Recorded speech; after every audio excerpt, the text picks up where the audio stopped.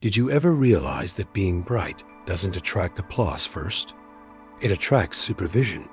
There's a phase in your life, maybe you're in it now, where things are simply working. You're functioning.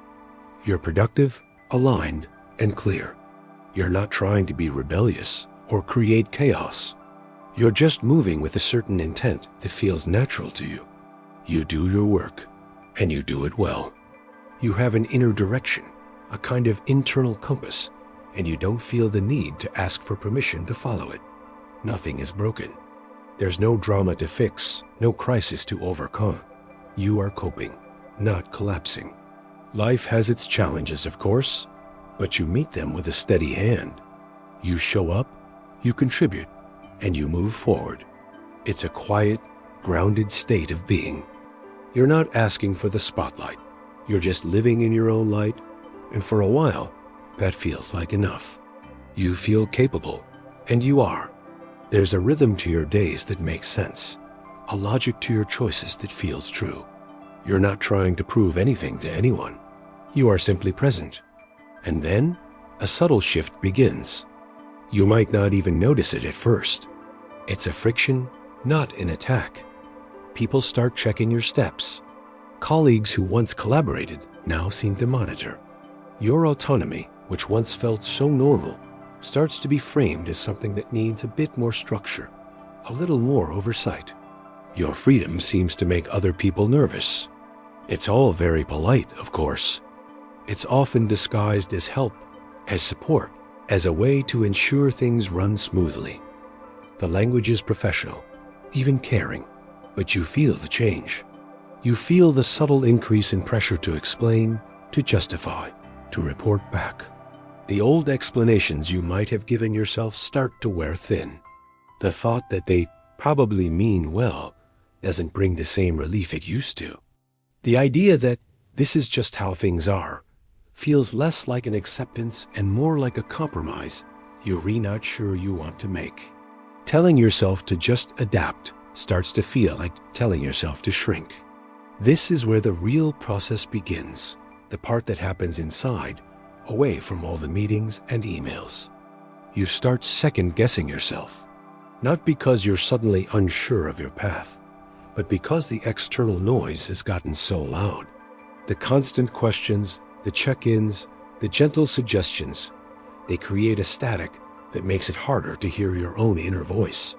You find yourself looking for clarity, but what you receive in return is more control.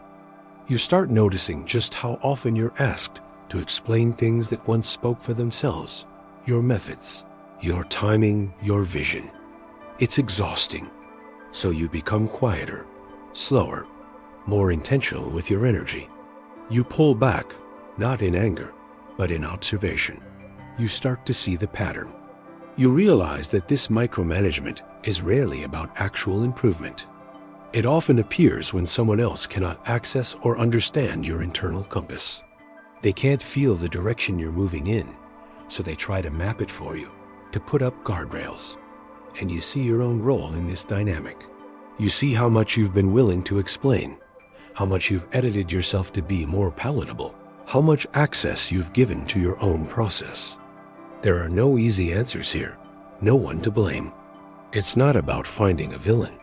It's about understanding a system of interactions and your place within it. Slowly, a recognition dawns. It isn't a dramatic breakthrough with trumpets and a flood of light. It's a quiet, irreversible understanding that you can't unsee. You begin to grasp that your clarity attracts attention, not because it's flawed, but because it's potent. Your independence exposes the dependency in others. You see that people who lack a strong sense of their own direction will often try to manage what they cannot embody. Some want to guide you, believing their way is the only way. Some want to contain you because your expansion feels threatening to their own static world. And some, you realize, want to be you but without walking the difficult path you've walked. They want the result without the process. With this recognition, you don't harden.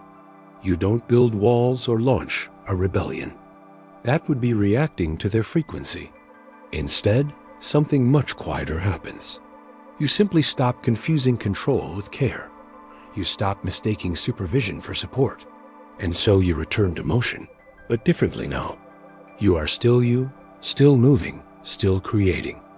But you explain less. You've realized that over-explaining is a concession, an attempt to make someone comfortable with a journey they are not taking. Your movements become cleaner, more direct, because they are no longer burdened by the need for external validation. You learn to choose distance without resentment. It's not about cutting people off in anger. It's about curating your space to protect your clarity. You remain open, but you are no longer available for the kind of supervision that dulls your spirit. You understand what's happening now, even if the process is ongoing, even if the friction still exists. You know its name. You know its source. And you know it has less to do with you than you ever thought. You are not being watched because you are wrong, but because you are visible.